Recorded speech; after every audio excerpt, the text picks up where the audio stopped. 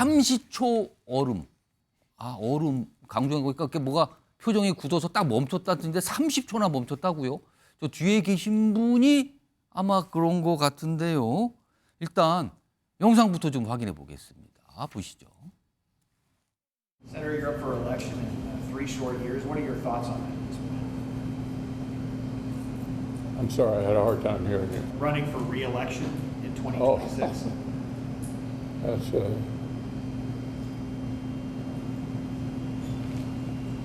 Hear the question, Senator. Running for re-election in 2026. All right, I'm sorry, you all. We're going to need a minute. Senator. Benny. and a string of Are you good? Mitch? okay, Mitch? 30초를 아무 얘기 안 하고 이렇게 하고 있으면 질문한 사람이 당황을 하겠죠. 지금 저분이요. 미국 공화당 상원 원내대표, 그러니까 상원의 1인자예요. 공화당에. 미치 매코넬 의원인데 82입니다. 82. 그러니까 우리 41년생.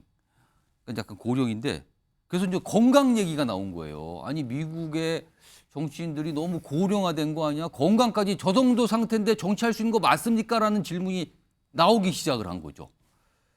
근데 이 상과 관련해서 이 미치 매코넬 상원 원내대표 관련해서 이게 얼음 모습이 2번이나 연속적으로 보였잖아요. 7월하고 최근까지. 이러자 이거에 대해서 바이든 미국 대통령한테 질문이 들어가죠. 들어보겠습니다. I just heard literally coming out, and Mitch is a friend, as you know, not a joke. And so I'm going to try to get in touch with him later this afternoon. I don't know enough to know.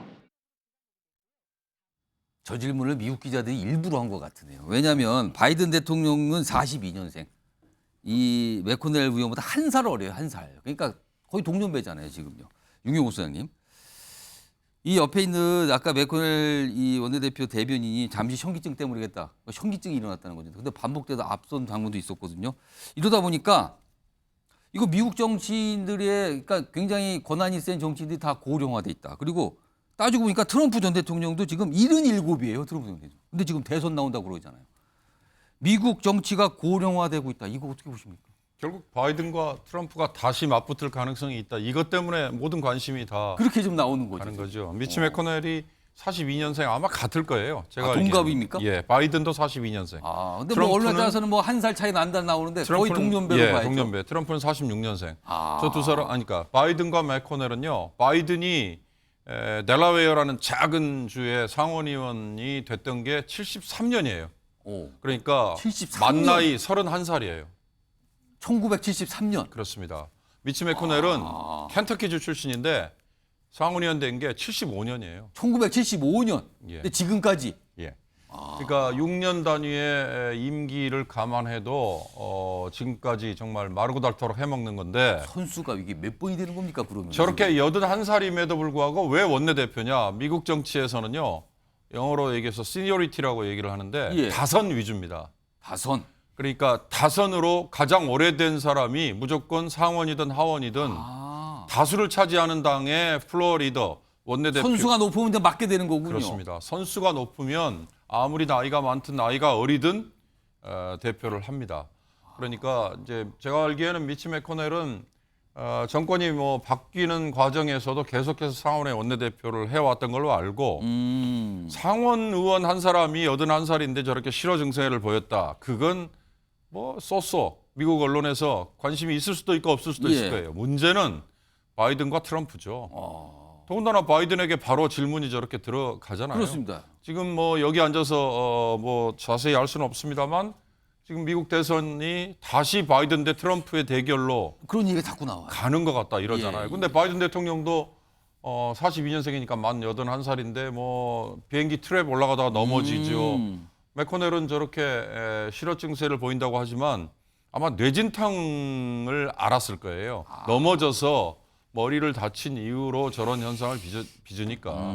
그렇다면 알아서 그만둬야 되는 거 아니냐. 은퇴 뭐 이런 거잖아요. 알아서 은퇴를 예. 해야 되는 거 아니냐 이런 건데 또 미국은 상원은 또 재밌는 제도가 저렇게 본인이 임기 중반에 유고가 되면요. 죽거나 그만두면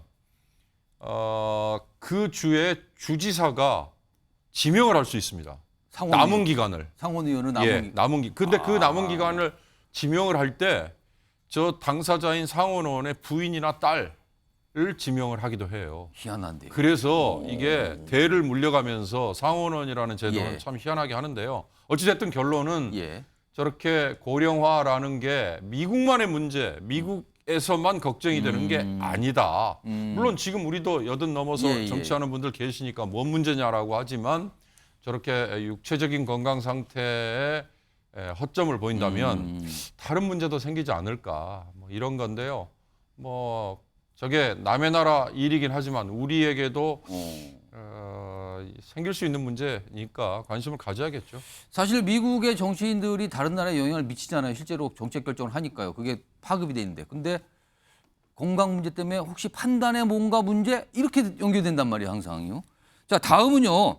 방금 말씀하신 지금 내년 미국 대선이 바이든 대 트럼프로 또 가는 거 아니냐 이런 얘기 나오거든요. 그런데요. 화면 좀 보겠습니다. 여론조사를 최근에 한 게 있어요. 미국에서. 근데 바이든 대통령하고 트럼프 전 대통령을 생각하면 뭐가 연상되는가 연관어를 조사한 게 있어요. 설문조사. 그랬더니 바이든 대통령은 늙은, 구식의, 노회한, 뭐 혼란스러운 뭐 이런 게 생각난다는 거예요. 트럼프 전 대통령은 부패한, 거짓말쟁이, 범죄, 부정 아주 그냥 이쪽 방향이군요. 다. 그래서요.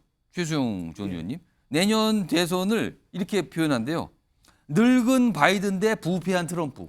그러니까 미국인들은 진퇴 양난에 빠졌다. 그렇죠, 예. 차악을 또 고르란 말이냐. 뭐 이런 얘기가 나오거든요. 이거 고민 많겠는데요. 그러니까 최선을 선택하는 게 사실은 선거인데 예. 최선도 모자라서 차선도 아니고 예. 차악을 선택하라 그러면 참 뭐 유권자로서 곤혹스러운 일 아니겠습니까? 아. 그래서 저는 제가 보기에 미국민들이 정말 그 정말 수정헌법 2조를 가지고 굉장히 젊게 미국이 이제 프론티어의 나라고 그다음에 이제 그러니까 말하자면 개발 혹은 이제 개척 이런 정신이 있는 예. 나라인데 저렇게 지금 80대 대통령과 70대 후반의 대통령 후보인데 만약에 대통령 되면 임기 중에 80이 80 넘어가죠. 그래서 저는 이제 사실 근데 미국 문화가 이런 게 아까 좀 윤경훈이 잘 지적해 주셨지만 2003년도에 무려 100세의 상원 군사위원장이 있었더라고요. 그래서 100세 때 그래서 조지 W 부시가 100세 생일을 축하해 줬다는 거예요. 근데 실제로 100세를 지나고 2003년에 은퇴했다는데 이런 문화가 있다 보니까 그래서 뉴욕 타임즈가 이런 보도를 했다는 겁니다.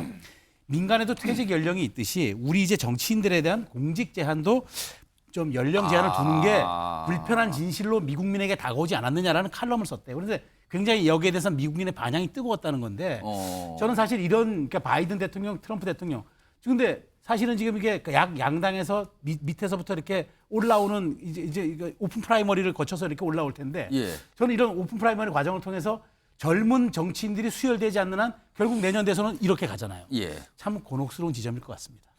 김종욱 전 행정관 제가 한 1분 정도 시간 좀 여유가 있어 드릴 것 같은데 가정을 해보겠습니다. 만약에 트럼프 전 대통령이 또 집권을 해요. 재집권이잖아요. 그러면은 사실 다른 나라들이 더 걱정하고 있거든요. 이거를 이거 어떻게 보십니까? 지금?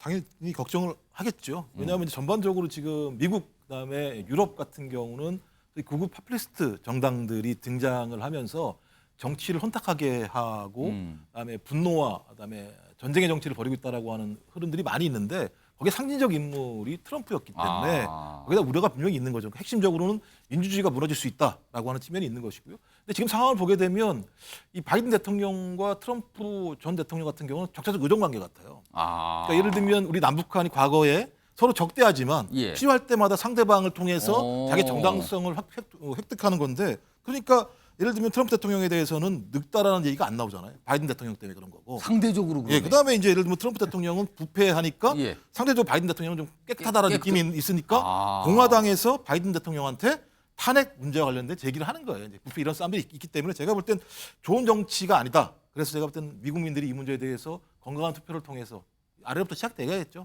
변화시켜야 한다고 생각을 합니다. 미국 국민들 유권자 입장에서는 진퇴양난 아니냐 뭐 이런 보도도 나오고 있습니다.